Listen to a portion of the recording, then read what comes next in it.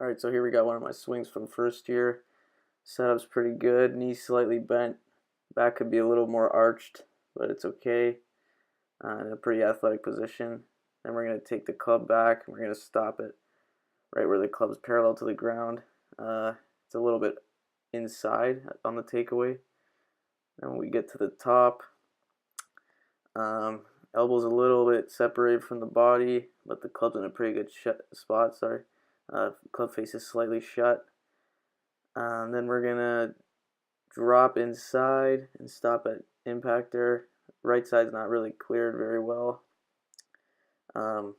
Club is a little bit shut, that's why I play a little draw. And as we continue to look at this spot, we could really see how the right side isn't clear.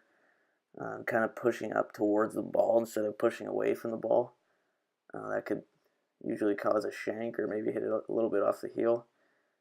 That's why I kind of struggle with making it to contact sometimes.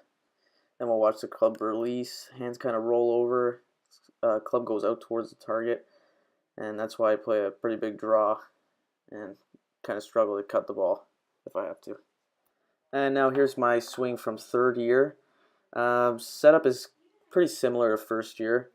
Knee slightly bent, back still is a little slunched over, not arched like you'd like to see out of the power players. So now we're going to take the club back and stop it where the club's parallel to the ground. We're going to see that it's in a pretty good spot. But once we start taking it to the top here, you're going to see the wrists hinge, and I kind of lift the club up instead of turn. At the top of the swing here, you can see that the club is kind of at a steep angle, elbows separated. I kind of lifted it up instead of turning my shoulder. Weight's pretty much on my back foot, but it's in a pretty good spot. And when we take the club down, we're going to see it drop into a pretty good position here. When I see my swing, I kind of think of Jim Furyk because he kind of pulls it up and then drops it down. And I kind of drop it into a pretty good spot here. Club's dissecting my shoulder in between my arms here.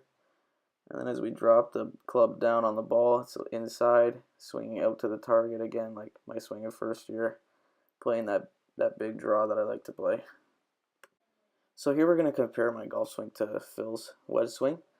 As I take the club away, still a little bit inside.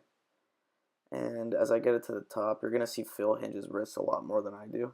I kind of keep them steady at the top. Kind of come a little over the top. When we get to impact here, we're going to see Phil really keep his arm or right arm parallel with the shaft.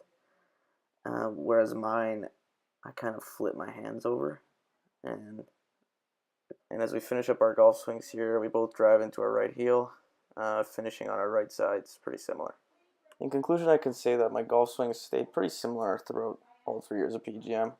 Always like to play that draw. Never really been able to clear my right side completely, which is something I've been really working on lately and something I continue to work on. Obviously, I've improved since I've become a pro. I didn't think I'd be able to do that in first year, but obviously I did that last summer and pretty happy that I accomplished that feat. But yeah, in conclusion, I'd say that my golf game as a whole has come around. My swing hasn't changed too much, but my mental side of the game has definitely gotten better, and I think my way around the golf course. Thanks for listening, Bob, and I hope you consider me for your teaching academy.